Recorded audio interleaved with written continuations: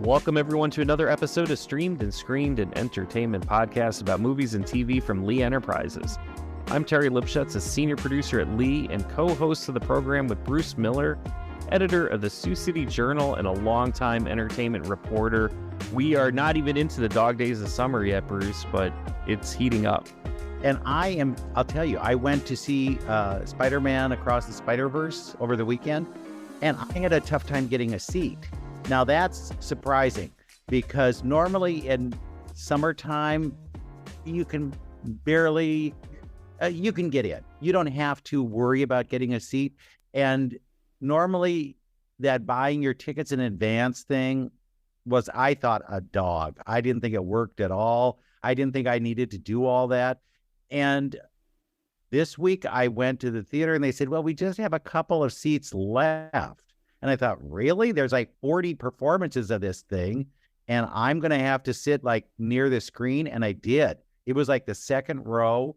And I thought, oh my God, this is what those immersive art exhibits must be like, you know, like where you go to Van Gogh and you're surrounded by it. That's what it seemed like for me. But I think the numbers are there now to prove that people are going back to the theaters. Yeah, I wanted to ask you about that because I was looking this weekend. The big one is going to be Transformers: Rise of the Beast. So Deadline is reporting that the expectations is that worldwide it should do at least 155 million, and domestically it could be in the 70 million up. Now it might not knock off Spider-Man, but it's going to be, you know, top 2, top 3 absolutely this week, which is kind of interesting. I was looking at the box office. Now, this is just U.S. domestic box office through the weekend of June 2 through 4. And last week, Spider-Man did 120 million in the U.S. Little Mermaid through 2 weeks, 187 million. Guardians of the Galaxy through 5 weeks, 323 million. Fast X or Fast 10, 128 million through 3 weeks. And even Super Mario, which is, it feels long in the tooth at this point, but it's been out 9 weeks and it just keeps on cranking in money, 566 million. So those 5 movies alone, over $1.3 billion US. Are movie theaters back? I think so. I really do. And Mario Brothers is going to DVD right away. I think next week is DVD week for that. So you look at that and you say, people must really want to get out of the house. I think they're eager to see something in a different environment. And we'll see with Transformers, because it doesn't really have names with it anymore. These are people who are, you know, also in the cast. And if it does really well, then that says, A, they want to get out, and B, the franchise is stronger than the participants in the franchise. So we'll see what happens with that. You know that I don't like those films. I don't like the Transformer films. I think they're stupid, and I think the toys were stupid back when they came out too.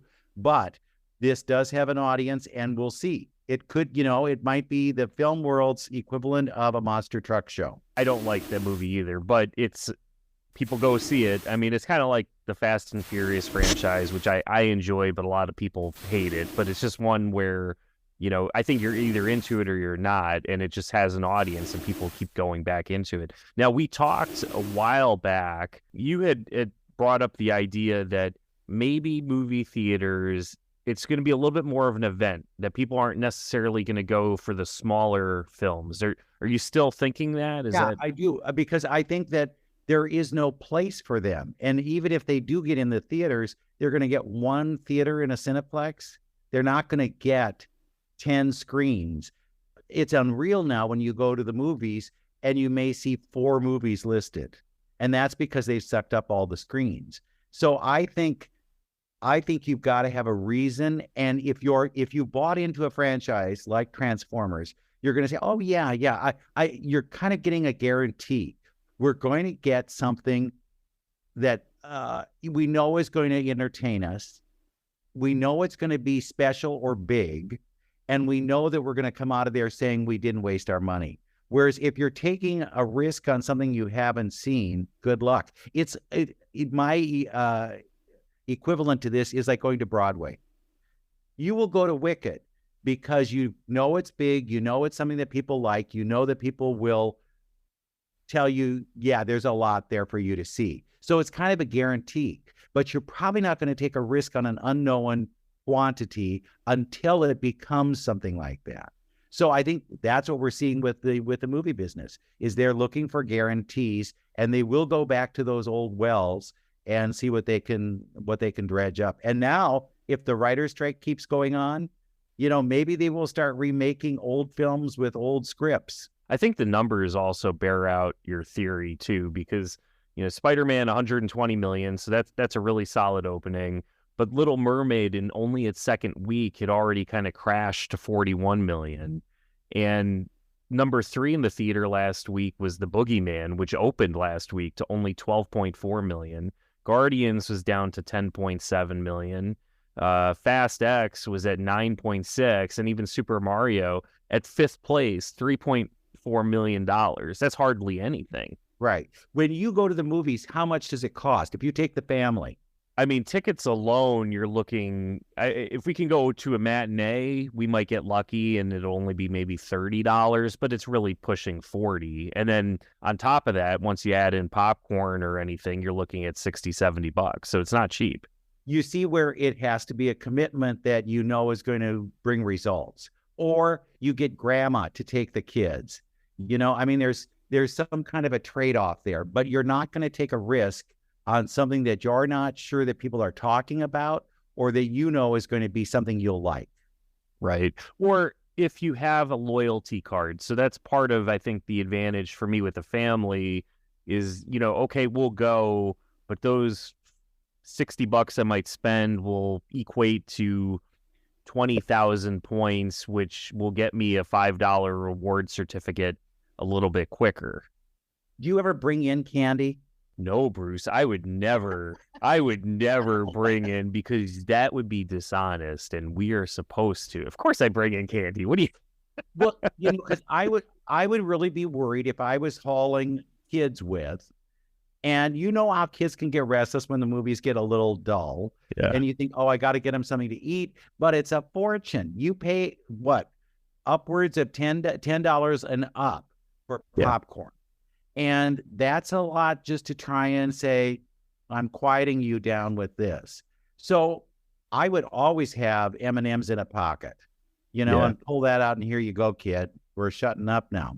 We invested, the last time I was at the theater, for $20. It was a little cheaper because I was a loyalty member of AMC, because it's normally about $25, but $20 for the annual bucket of popcorn. And so you get $20, you get the one fill of popcorn, and then you can get it refilled once for free. And then you can bring that bucket back the next time you come, and then you just pay for it once. So you pay your $8 or $10, whatever popcorn costs, and then you can bring it back up for another free refill. So it gets substantially cheaper every time you go, to bring that bucket. So I think we're kind of like, all right, kids, we're going to just get popcorn. If you want to get a slushie or something, that's fine. We'll get a drink, but we're bringing the bucket back with us, and we're going to save a few bucks that way. Does the bucket have like Jurassic Park on it or something? Is it real old? No, it is designed. It says the year 2023 on it, so that way, when I go on January 1st, then I'm stuck having to buy the new bucket. But yeah, it has some design of something on it. Oh, this is a good one. We can use it. It's refillable, right? Exactly. It's just strange because whenever the lights start going down after the previews have been on, in the theater, you can hear where they're opening up cans of pop that they've gotten because they didn't want to spend the money on the drink. And I will buy the drink. You know what I finally get? I get a junior combo at my theater, which is basically a kids pack. Oh. Because it's enough popcorn and it's enough drink. And then I think they also throw in some gummy bears or something like that with it. Nice. And it's actually cheaper than buying one of anything. If I bought one small drink, this is still cheaper than that. Yeah. And so I think it's enough to keep me occupied, but it's not so much. And I fully admit I'm hauling in a kids thing. Okay. So don't make fun of me, but that's how I roll. Yeah, I've been known to go through Culver's and just get myself a kid's meal because you get a free ice cream coupon with it too. When I was able to eat McDonald's, I always got the Happy Meal because I wanted the toy.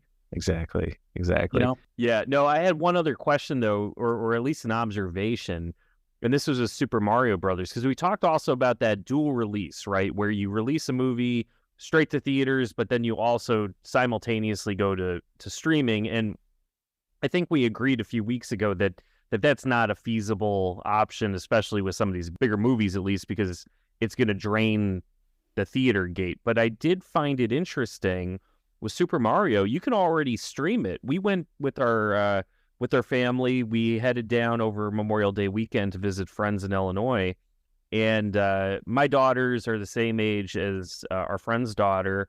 And, we're out playing cards and having a good time. And, the kids are watching TV. And all of a sudden, I start hearing the songs from Mario Brothers, the movie. And I look in and they're renting it because I saw it with my daughter, one of my daughters, but my other one didn't see it. And their friend hadn't seen it either. So they're having a good time watching Super Mario. And this is, 3 weeks ago or so, where the movie is still going strong in the theaters, but it's already available for streaming. So do you think that's the compromise? Is that, it's going to come to streaming sooner than before, but not necessarily day of? I think they're going to try and extend as much time as they can before they cut off their own nose, because I think they want to get that money that you can get in theaters, even though they, do we care? Not really, but it does say it's a hit. But what you don't know is their kids are probably in the liquor in the other room. They're opening up all the alcohol that they've got in the other room, and they're enjoying Mario at home. So it's even better. But no, I don't. Truthfully, as much as they've tried to say that these things are going to kill all that, I don't think so. I think what you're going to see is smaller films are going to be taken over by streaming services, and it's blockbusters that are going to be in theaters. That's how it's going to squirrel down. And this week, Netflix just started showing To Leslie. And To Leslie was this, if you remember back at Oscar time, Andrea Riseborough was nominated for Best Actress. And they all said, well, where did this movie come from?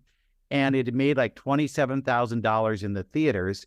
But it had this kind of email chain or friend chain from among a lot of actors who said, nominate her. And it brought up a whole controversy with the Academy about how you can campaign. But the movie is on Netflix now, and you must see it. It is really good, and she is incredible. And I think that's one of those ones that maybe we missed because we're so busy looking for the big get that you don't see the little films that should be seen. And it's a marvel of acting. She is really, really good. What was the premise of that film again? She won a lottery. She won like a Powerball, whatever it might have been. And it was like $180 million or $100,000. So it's enough that it would make your life a little different, but it doesn't change your life. It was $180 million, which I hope to win tonight on the Powerball. It would change your life. But with this, it's just enough. And they say to her, what do you plan to do? And, I'm going to open up a restaurant, and my son wants a guitar, and we're going to do all this. Well, then flash forward and you see that she blew through all the money. And she's alcoholic, and she really doesn't have anywhere to go. Her son is now, I think he's 20 when she sees him again, and she just tries to crash in his house, and she makes all these false promises about, I'm going to get a job, and I'm going to be clean, and I'm not going to do it. And you just see how she keeps trying to hoodwink people into thinking that she's changing.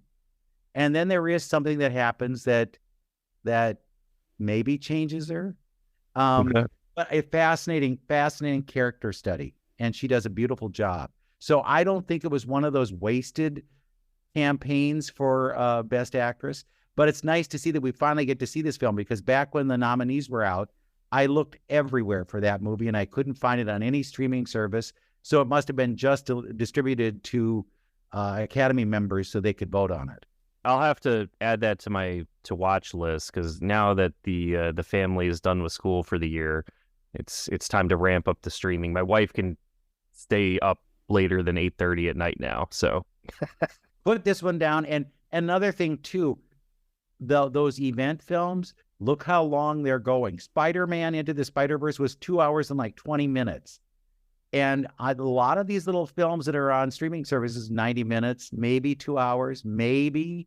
And I think that's another consideration.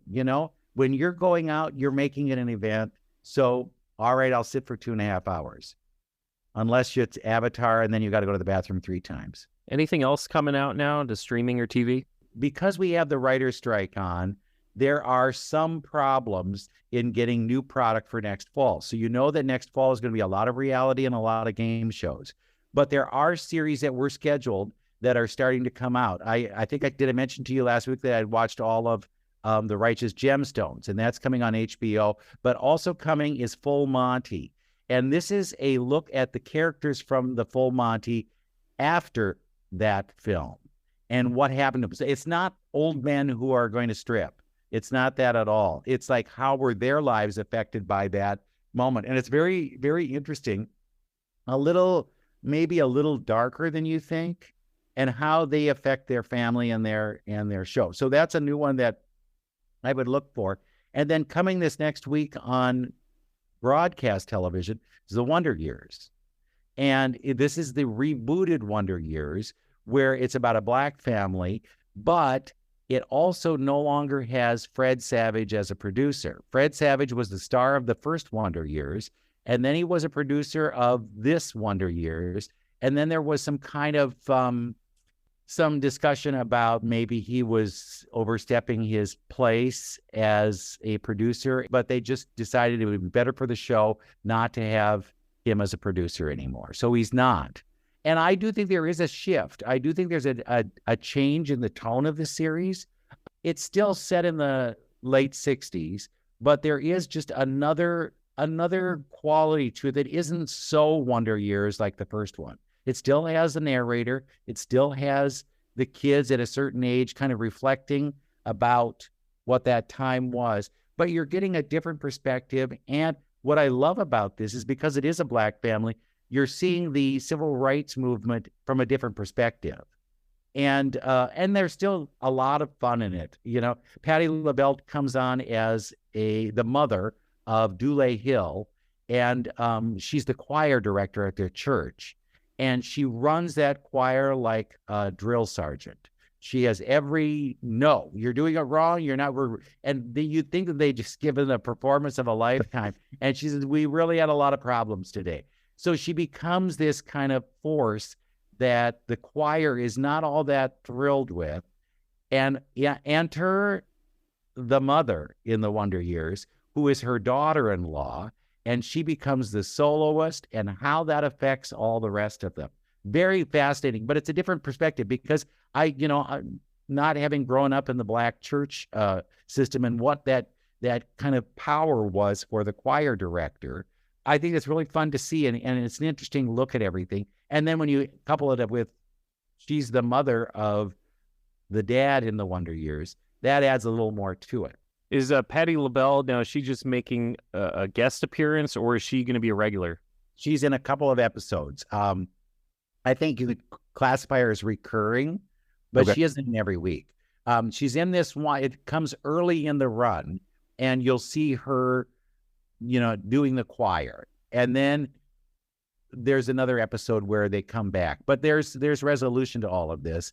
And it's fun to see her kind of mom, as much as dad thinks he's in charge, mom is the one who rules the roost. So you have a couple interviews with stars this week. Can you talk a little bit about that? Yes, I talked with Dule Hill and E.J. Williams, who play the dad and then the young boy in one interview. And then I talked with Say-San or Say-Khan. You decide how to say it, but I remember her as Say-San because it's a French name. And when she was actually at the Donna Reed Film Festival in 1996, I want to say, and she won it. And that was here in Iowa. And I followed her career over the years, but she plays the mother. And then there's also the young woman who plays her daughter in the other interview.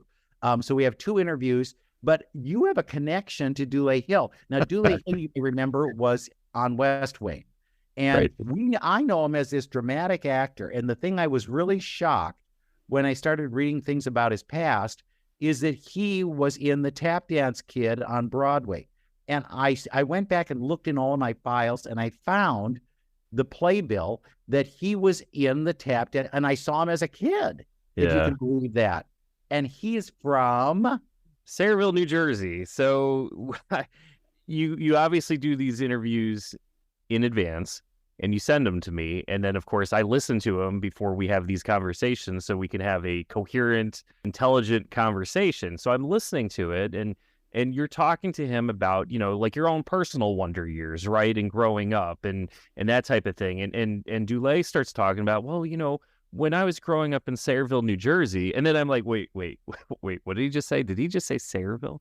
So I had to stop it, backed it up, listen again. And sure enough, so I started looking, and I was going back through all the information, but when he was growing up, his first name is actually Kareem. So it's Kareem Dulé Hill. And I believe he went by Kareem in school. And he's a year older than me. He graduated class of 1993 from Sayreville High School. I graduated from class of 94. Our public library keeps yearbooks on file. So I went back and just checked. And there, sure enough, there's Kareem Hill. Looks just like Dulé Hill. Oh, man. It's just, a little bit of a baby face because he's so much younger, 30 years younger. But it looks like, if you looked at him, you would know, oh, yeah, that is Dulé Hill. And then I did vaguely remember, I remember that face, so I don't know, because we were a year apart, I don't know if we really had very many classes together. We probably interacted at some point, and the way with high school classes where you might have a little bit of the blending of the classes, where you might have something where freshmen and sophomores are kind of in it, or juniors and seniors. So we probably crossed paths, but I do remember at that time, a few years earlier, the big talk of the town was hey, there's this kid who's part of the Tap Dance Kid, and he was on TV, and I was talking even with, because I went back and looked at his credits. He played the character Larry Seaford on Ballers, which was one of my favorite shows on HBO with Dwayne Johnson. And he was on that. So I'm like, oh, yeah, I know exactly who he is. He was in the movie Holes with Sigourney Weaver and John Voight. My daughters watched that in the last year, and we're having dinner last night, and I'm like, hey, girls, you remember that movie Hole? Yeah, we remember. You remember the character Sam the Onion Man from Holes? And they're like, yeah. Oh, I went to high school with him. What? So you went to school with everybody, because there's John Bon Jovi is from Sayreville, New Jersey. So there's been times where I've met him one time. His youngest brother is about 2 years older than me. And I remember seeing his youngest brother was a little bit of a rock star in middle school. And there was one time there was a little crowd around him. And it was a couple of years after Slippery When Wet went wild. So he, I remember those moments, but I didn't really know him at all. Dave Sabo, from the guitarist from the hair metal band Skid Row, is from Sayreville. So there's been these small, pockets of celebs. We've had a few athletes that have made it big. I played Little League Baseball with the son of Tom Kelly, the former manager of the Minnesota Twins. Wow. So yeah, it's these little crazy connections. But yeah, it took me until this week to realize that Dulé Hill was in, a year ahead of me at my high school. And I completely missed that. My encounter, certainly I interviewed him during the years of West Wing, but I never, ever thought that he had a musical background, a musical theater background.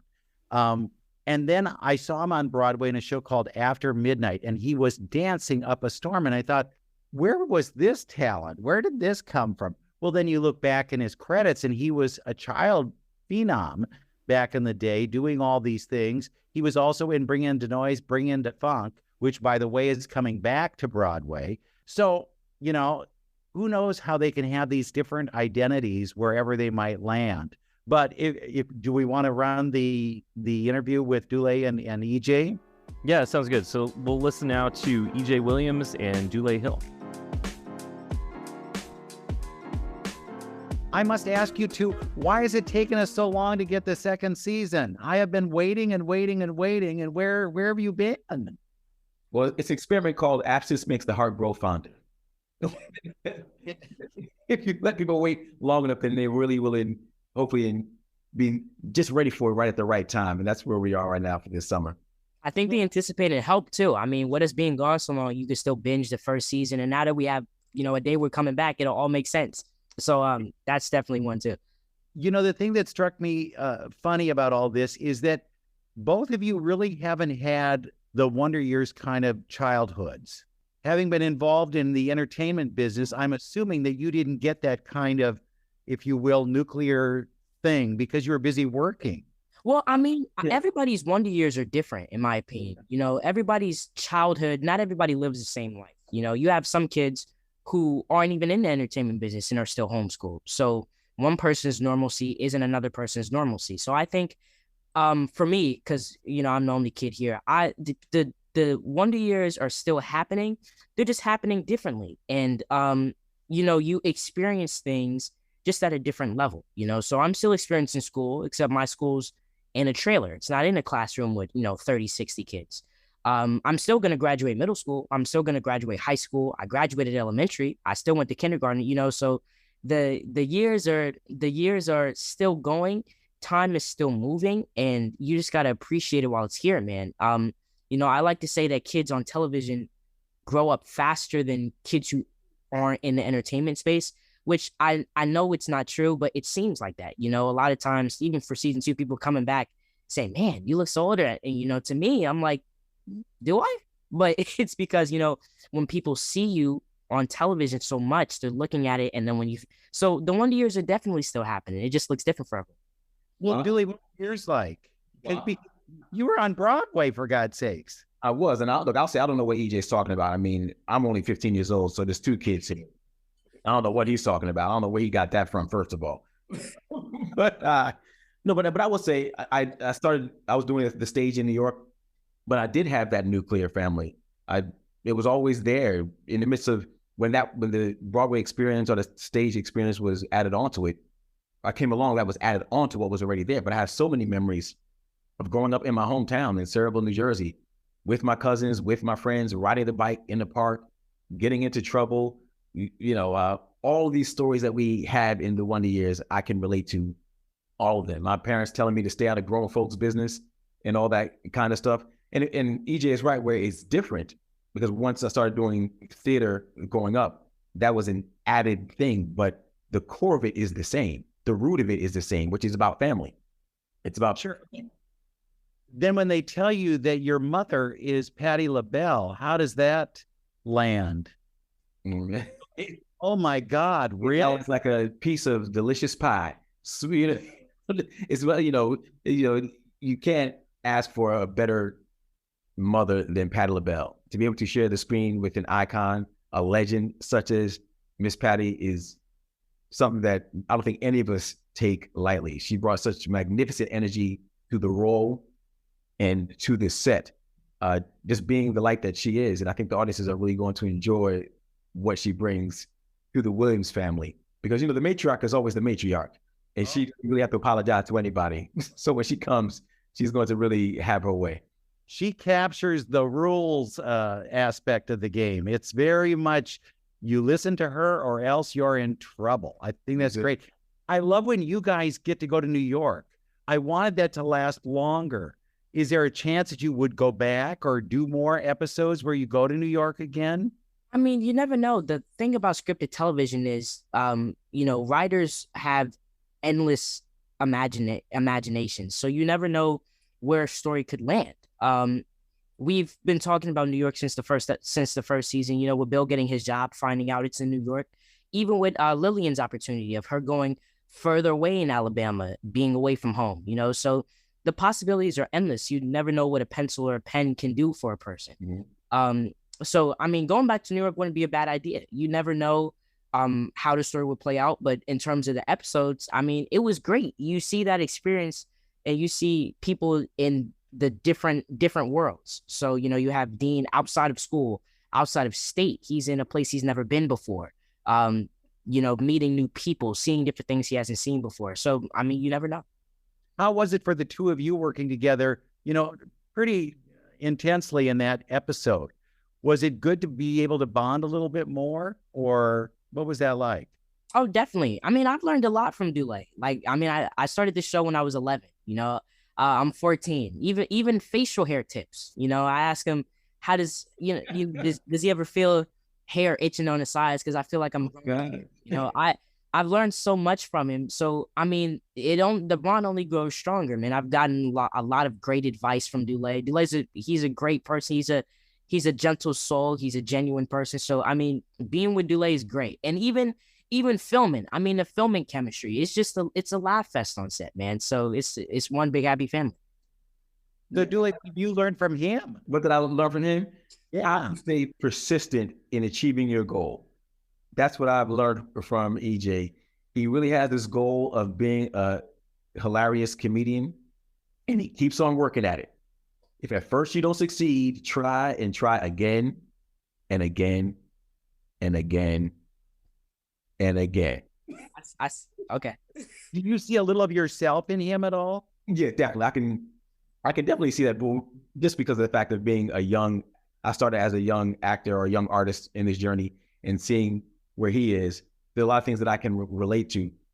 I wouldn't even go so far as to say I see myself reflected, because I think that takes away from the gift that is EJ and the uniqueness that is him. But I do admire the journey that he's on and the way that he's handling the success that he is having and navigating this crazy business called show, because it is a hard industry to keep your feet on the ground.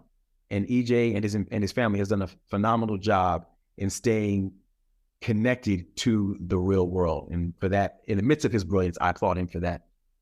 Well, where will Bill's career go? I mean, certainly this writing gig in New York is something that opens things up. And then he has the school. Where will he land?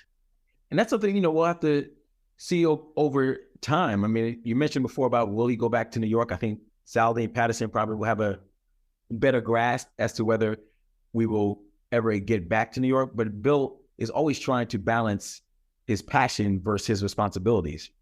And I think, you know what? I think he's an artist. So I think he will continue to always keep trying to achieve this untouchable thing. It's always so close, this fame, this stardom, this success in terms of music. And I think we'll see how that plays itself out. At the same time, he is also very thrilled to be able to still do what he loves to do. If he can't do it in this way, he's going to do it another way.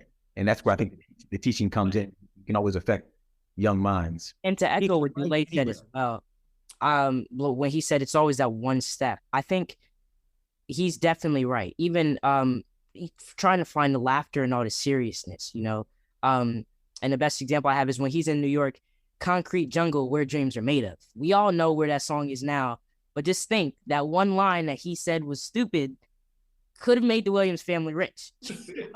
So, so I think you're right. You're always reaching for a goal, and trying is the best thing.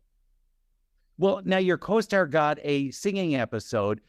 Do you get a dancing episode? Will there be something like that at some point? We've talked about it. And I think if the show is blessed to be able to, if we're afforded the opportunity to have many seasons, I would not be surprised. The one thing about the way the show's crafted is that Dean has a whole his imagination is vast.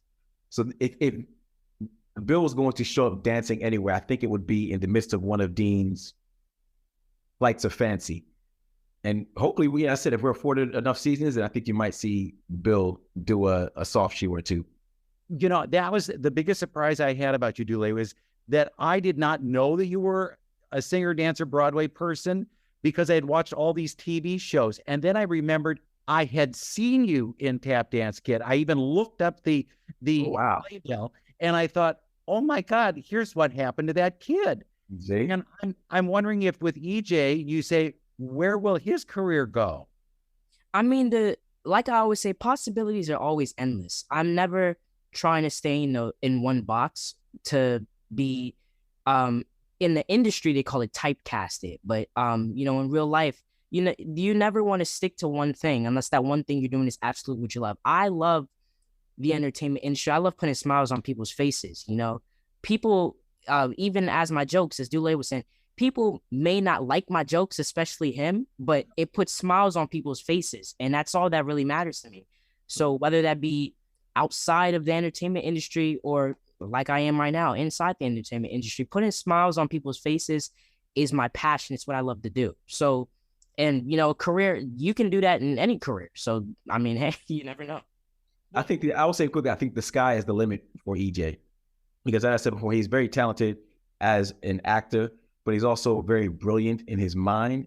And I'm going to say it now, but he's also very gifted even with the basketball. So I think wherever he wants to go, he's at a point in life where he has multiple roads that he can take. And it will be very interesting to see what happens 15, 20 years from now. And my amazing comedic jokes. I mean, he's in the things that I said that he's very gifted at. I mean, I don't know about, some things you just don't have. Some things you're just not called for. You see what I'm saying? Some things should just be better left undone, right?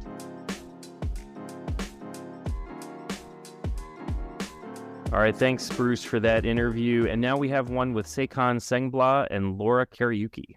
Yeah, they played the mother and daughter on The Wonder Years. And Seikon, or as I pronounce it, Seikon, because that's how I remember that she pronounced it back when she was in Iowa. So maybe things have changed. She talks about working with Patti LaBelle. Come on, Patti LaBelle is your mother-in-law? That has to be something. And then her path too was a lot different than Laura's in terms of getting a career going and what they're doing. She was big on Broadway as well. She was in all the big shows. She was in Aida. She was in Wicked. She was in Hair when they did the revival of Hair. But then she got Tony nominations for a play and not a musical. So she really, in the TV years, she was on the TV series Scandal and a couple of others. She hasn't been singing. This is kind of her big shot at putting her singing on TV. And when you see that choir episode, you'll go, oh my God, what a voice. She needs to be doing more singing. Her last film role was in Respect. She played Aretha Franklin's sister, and they were together singing, but it wasn't like an Aretha solo. So, yeah, it's fun to hear what they have to say. You'll enjoy it, I hope.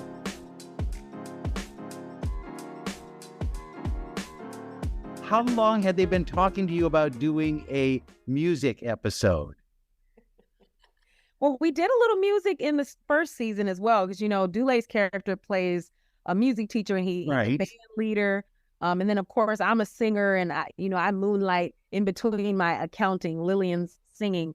But to know that Miss Patti LaBelle was coming, it was like, Patty's coming to town. Like, I mean, I was a lot more excited than even a kid waiting for Santa Claus. It was the best thing ever to get to sing with Patti LaBelle. Did you ask her any advice? I actually did. I can't share all of that. I asked Patti some personal advice. She is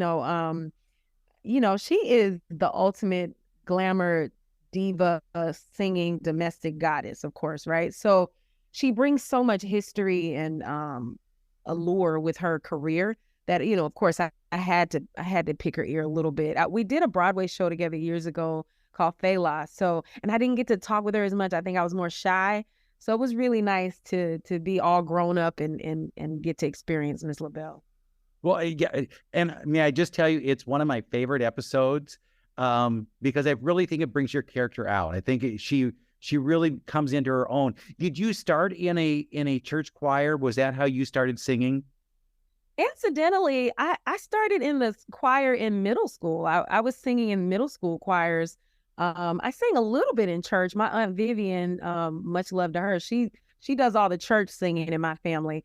And she pulls me in from time to time. But I started off singing in, the chorus in middle school and the show choir, jazz hands. Oh, well, it was meant to be, right? Yes. And Laura's kind of shy about her singing, but Laura's a beautiful singer as well. We got to get her to sing on. I think there's an opening in the choir, right? Yeah, come on, Laura. Come on, Laura. You get fun with Aunt Jackie, which I think is just the coolest, because we all need an Aunt Jackie in our lives somewhere, right? But how is it being rebellious? Is that a fun part of this character? It's one of the best parts of this character. I feel like Laura, myself, I've always been a pretty by the books girl, not really rebellious. So getting to play a character who sticks up for herself, like to her parents, and kind of does what she wants to do, still being respectful, but she's a rebellious little girl. So Kim is very, very fun to play. And I the think my fashion. favorite word is shenanigans. Shenanigans, up to some shenanigans, right? But her clothes, she gets to have the coolest clothes. The coolest wardrobe. I want to take everything home. I would wear most of that stuff now. Kim has such cool, and it's even in the jewelry and the skirts and the boots, and oh, I love her fashion. But say something, you don't get those kind of clothes. You get, it looks like polyester. You get a lot of polyester to wear. You know what? You know what I get? I get those waist control girdles. You know, I love it. I'm a fan of Dita Von Teese, and she's all, the whole burlesque glamour, Yes, yes.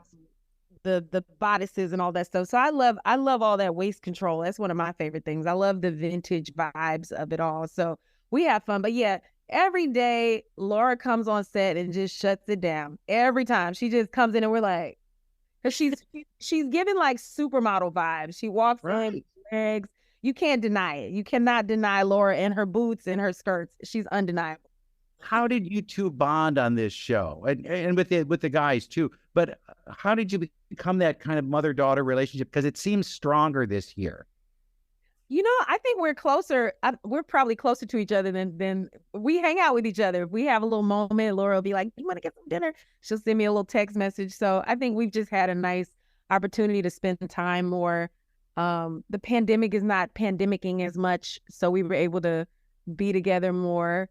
I think just life and being actresses, and we sneak off to the corner and have little talks. Wouldn't you say? Yes, for sure. I feel like all of us, season 1 already like bonded super well together, and then season 2 it just expanded even more.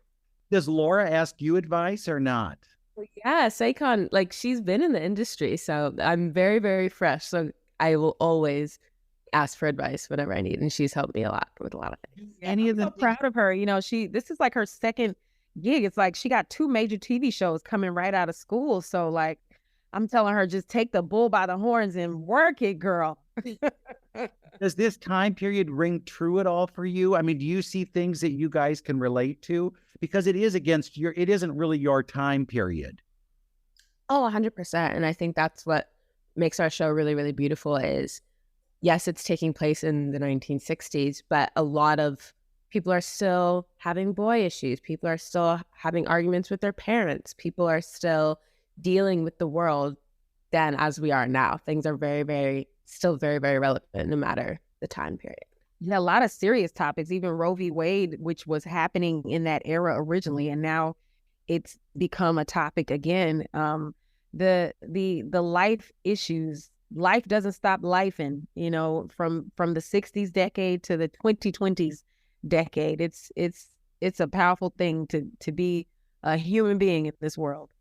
Having lived through that era, I could relate to a lot of things that you guys are doing, but it surprised me how totally different it is from the first Wonder Years. I mean, it is a total different show, but it's things that I related to because I had Black friends during that time, and I remember them pulling back, if you will, when they're around people who were not Black, and there would be a different attitude, and I see that in this show as well, where there's just it's a little, I'm not going to confront you about this, and I'll just pull back. Do you see that as well? It's just. That's interesting. You spoke about pulling back. The civil rights movement was very strong in the late 60s, in the early to mid to late, Right. We saw so much happening in this country. And we did also have a resurgence of people fighting for their rights, for equal and fair treatment in life and not being unfairly targeted. I don't know about pulling back. I guess it depends on who you're around and what's going on, but definitely a lot of things that happened in that era are still in a place of change. Change is still happening, but also love is still happening. Picking a college is still happening. All the things that happened on the original Wonder Years in terms of family dynamic, that real family dynamic is here for our show as well. And I look at it like Star Trek. There's just different universes. There's different different worlds and different people, you know. But I could see so many different ways that the Wonder Years could appear with different types of families. Right. I'm so glad you're back. I really missed you, and let's get singing. Come on, that's the bottom line here. The choir is in session. Yes. Oh yeah. We had a lot of fun in the church, just even in between scenes. Some of the co-stars and the guest stars. There was one lady who she was in the choir and she was just hilarious. Like the characters who were in some of those scenes and watching them interact with Miss LaBelle was just, it was awesome.